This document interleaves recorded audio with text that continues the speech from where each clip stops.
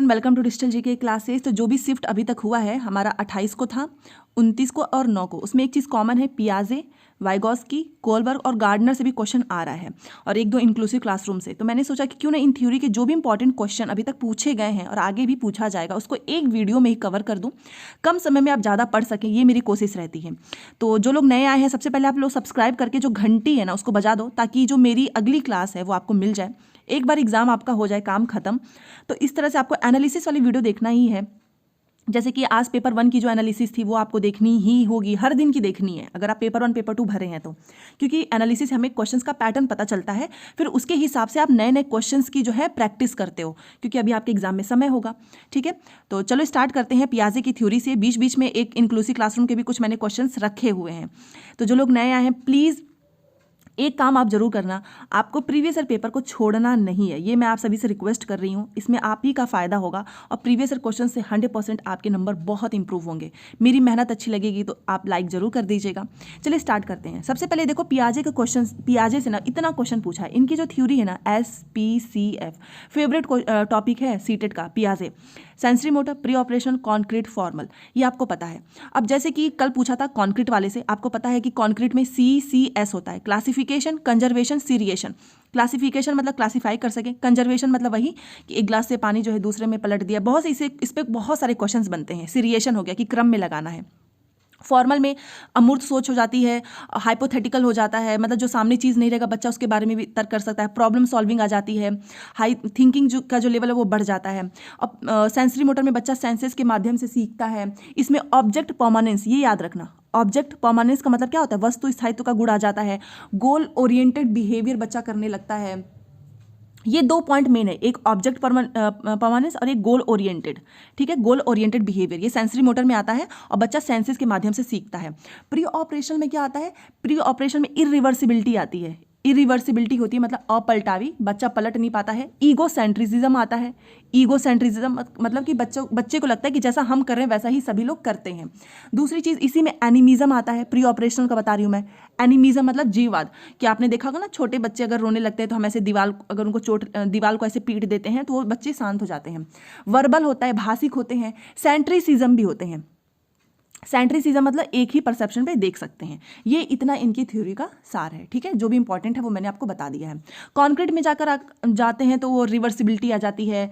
फिर जो सेंट्रिसिज्म जो प्री ऑपरेशन में था वो यहाँ पर जाके खत्म हो जाता है। बच्चे जो है अलग अलग परसेप्शन से भी सोच सकते हैं। ठीक है ना, और तो चलो करते हैं। सबसे पहले देखो यहाँ पर क्या लिखा है कि cognitive ability that comes in pre operational period, मतलब प्री ऑपरेशनल में ऐसी कौन सी चारों में से एबिलिटी है जो आ जाती है, मतलब आ चुकी होती है, वो आपको बताना है।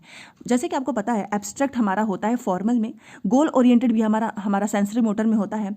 Ability to take others perspective ये हमारा कॉन्क्रीट में होता है। हाइपोथेटिकल हमारा फॉर्मल में होता है। अब प्री ऑपरेशनल में ऐसी कौन सी चीज़ है जो आ चुकी होगी, आप खुद सोचो ना। SPCF, इसका मतलब जो सेंसरी मोटर में जो चीज़ हुई होगी वो प्री ऑपरेशनल में तो आ ही चुका होगा। It means ability of goal directed behaviour, इसको आपको ऐसे करना है। ठीक है, ऑप्शन नंबर 2 हमारा सही है। जैसे यहाँ पर देख लो, पूर्व संक्रियात्मक में कौन सी, लक्ष्य निर्देशित व्यवहार की क्षमता, मैंने आपको पूरा अच्छे से समझा दिया है। इवन मैंने 1 मिनट में ही सारे क्वेश्चंस ही आपको कवर करा दिए हैं। अब ये देखो फिर से पियाजे के अनुसार, पियाजे ने क्या बताया था कि एक शिक्षक को कैसा होना चाहिए। ठीक है, तो पियाजे के अनुसार जो है शिक्षक का गतिशील और लचीला होना बहुत जरूरी है, फ्लैक्सिबल होना चाहिए, तभी तो आप बच्चों को सिखा पाओगे। यहाँ पर भी देख लो कैसा होना चाहिए, मोबिल, फ्लैक्सिबल। मोबिल का मतलब क्या होता है कि आप एक ही जगह पर बैठ के एक ही एक्टिविटीज़ वगैरह कराइए ना। आपने देखा होगा कि बच्चे क्या है, एक्टिव लर्नर होते हैं, अपने ज्ञान का निर्माण खुद से कर सकते हैं, एजेस में करते हैं।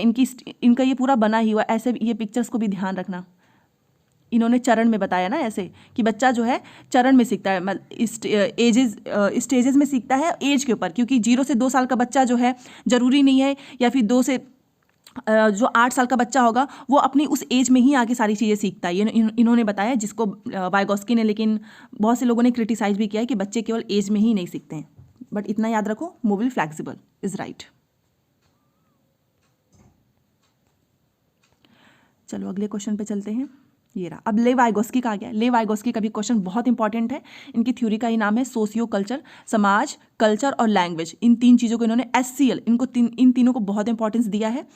और तो इसका तो क्वेश्चन आसान है। ले वाइगोस्की के विचार में संज्ञान भाषा से स्वतंत्र है।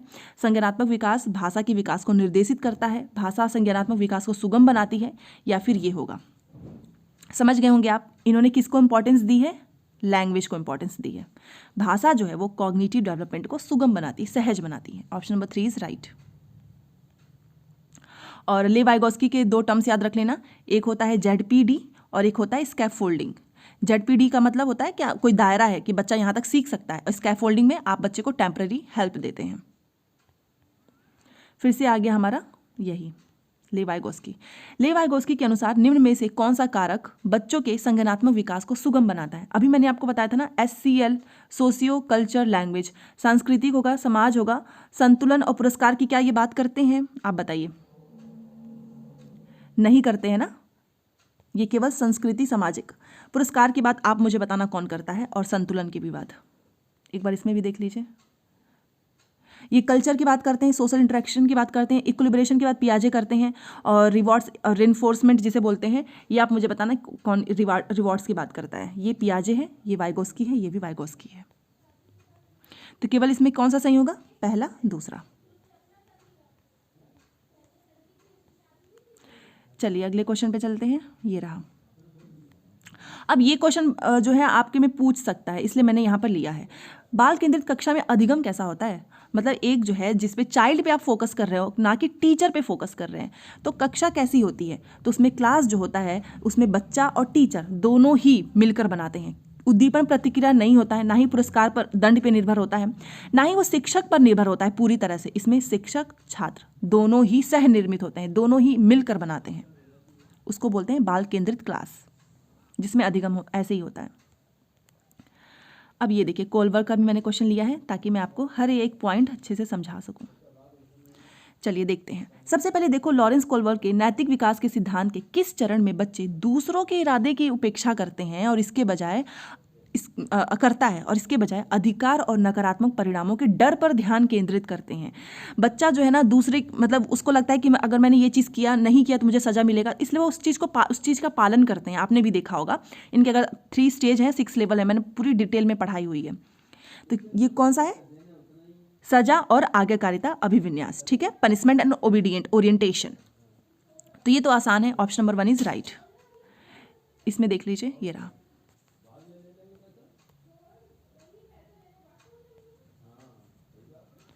चलिए,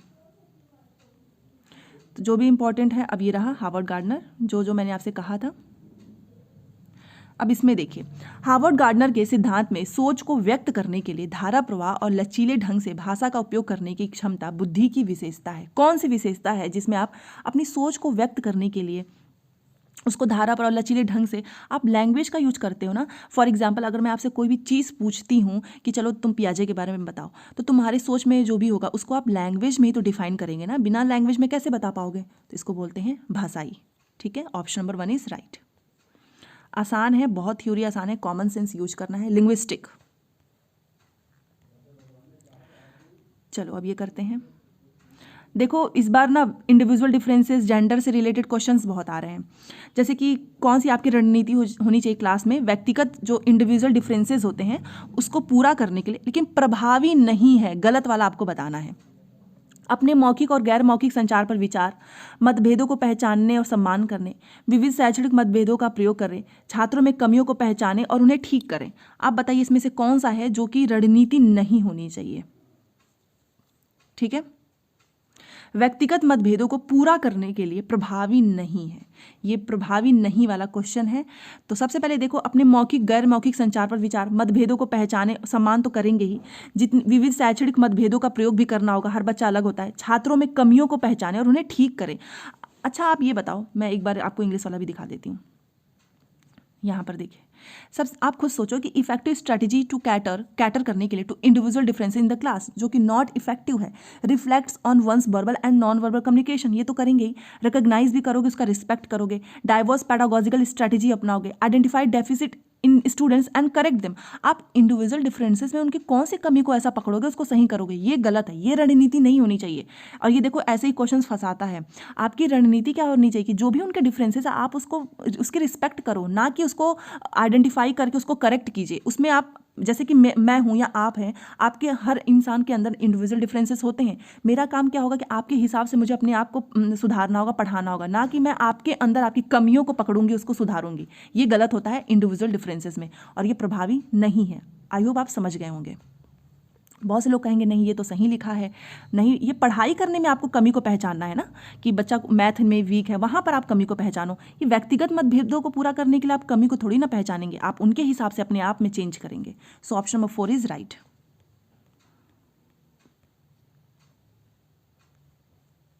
अब ये देखिए,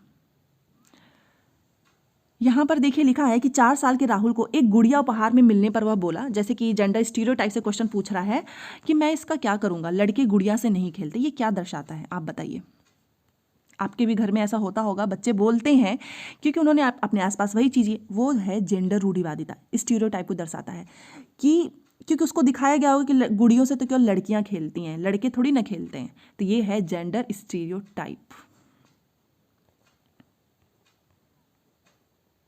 अब ये देखिए, सीखने के आकलन के बजाय सीखने के लिए आकलन सुनिश्चित करने के लिए एक शिक्षक को क्या करना चाहिए। अब देखो, सीखने के आकलन, सीखने के लिए आकलन, ये बहुत क्वेश्चन पूछा जाता है। उसको क्या करना चाहिए ना कि शिक्षण अधिगम की दैनिक प्रक्रिया में आकलन को शामिल करे। शिक्षार्थियों की केवल संज्ञानात्मक, केवल वर्ड से ये गलत हो जाता है। सीधे निर्देश कभी नहीं देना चाहिए। ना ही आपको कंपटीशन जो है उसका, बच्चों के अंदर कंपटीशन की भावना या फिर बच्चों की तुलना आप कर रहे हैं उस पर नहीं जोर देना चाहिए। ठीक है, ये सब नेगेटिव पॉइंट्स है, सब टैग वर्ड से ही कैंसिल हो जाएगा। बेस्ट क्या है कि दैनिक प्रक्रिया में आकलन को आप शामिल कर दो। That's it. Option number 2 is right. अब ये देखते हैं किस तरह के प्रश्न पूछकर बच्चों में क्रिटिकल थिंकिंग को आप बढ़ावा दे सकते हो। अब देखो, क्रिटिकल थिंकिंग वो होता है ना जिसमें बच्चों को ज़्यादा दिमाग लगाना पड़े। ठीक है, अब वन अधिकार अधिनियम किस वर्ष, ये तो 1 लाइनर क्वेश्चन है, इसमें कौन सा, ये तो रटने वाली चीज़ है। त्रिभुज की तीनों कोणों का योग बच्चा आराम से बता देगा, रटने वाली चीज़ है। पृथ्वी के वायुमंडल की विभिन्न परतों के नाम लिखो, ये भी रटने वाली चीज़ है, इसमें कोई क्रिटिकल थिंकिंग नहीं लगने वाली है। बट आप यहाँ पर देखो, यहाँ पर कि बीजों के जो अंकुरण होते हैं ना के लिए हवा की आवश्यकता होती है, सिद्ध करने के लिए प्रयोग की एक्सपेरिमेंट करो, और एक्सपेरिमेंट करने के लिए, रूपरेखा तैयार करने के लिए बच्चों को बहुत दिमाग लगाना होगा। ये होता है क्रिटिकल थिंकिंग का एग्जाम्पल। तो आई होप आप समझ गए होंगे। Option number 4। और सेशन पसंद आ रहा हो तो प्लीज़ लाइक जरूर कीजिएगा। अगली क्लास में भी मिलेंगे, ऐसी मैं क्लासेस लेकर आती रहूँगी। अब ये देखो, समावेशी क्लास मैंने आपको बताया था ना अभी। समावेशी व्यवस्था में कौन किसकी जरूरतों के अनुसार यथोचित संयोजन करता है। सबसे पहले देखो, इंक्लूसिव होता क्या है। इंक्लूसिव का मतलब होता है जहाँ पर आप बिना भेदभाव किए सभी बच्चों को एक साथ एक छत के नीचे, मतलब एक स्कूल में पढ़ाते हो, एक क्लास में पढ़ाते हो। आप ये नहीं देखते हो कौन सा बच्चा बहुत तेज है, कौन सा बच्चा कमज़ोर है, डिसेबल बच्चे हैं, कोई बच्चा जो है देखते होंगे ना आपकी, जिसे कम दिखाई देता है, सुनाई कम देता है, तो क्या आप उनको डिवाइड कर दोगे, उनको लेबल लगा दोगे? कभी नहीं। समावेशी का मतलब ही होता है कि सभी को एक साथ पढ़ाओ, और हाँ, कुछ बच्चे जिन्हें नहीं दिखाई दे रहा है अच्छे से, उनको आगे बैठा लीजिए, उनके अनुसार आपको चेंज करना है, ना कि बच्चों को आप अपने अनुसार चेंज कीजिए। समझ गए? तो क्या होता है, अभिभावक स्कूल की ज़रूरतों के अनुसार, गलत। स्कूल जो है वो छात्र की ज़रूरतों के अनुसार चेंजेस करता है, ना कि बच्चे जो हैं स्कूल की ज़रूरतों के अनुसार बदलें, ना ही छात्र जो है वो शिक्षक की ज़रूरतों के अनुसार बदले। ठीक है ना? तो याद रखना, इसका सबसे बेस्ट क्या होता है कि स्कूल को देखना होगा कि कौन कौन से टाइप के छात्र हैं, उनके हिसाब से वो अपने क्लास में इंफ्रास्ट्रक्चर को डेवलप करें। So option number 2 is right. तो ये थी आज की क्लास। मैंने सारे इंपॉर्टेंट टॉपिक्स को कवर कर लिया। अब ये आपकी रिस्पॉन्सिबिलिटी है कि आपको कितना, कैसे क्या करना है। मैं तो हर दिन क्लास लेकर आऊँगी आपके लिए, ताकि आपकी तैयारी अच्छी हो, और प्रीवियस ईयर पेपर लगाते रहना, बस अच्छे नंबर आ जाएंगे। और ऐसी छोटी मोटी क्लासेस आती रहेंगी एग्ज़ाम तक।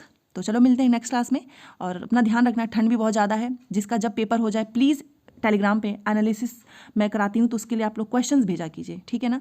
और अगर पसंद आती है तो लाइक शेयर सब्सक्राइब कर दीजिएगा। Thanks for watching.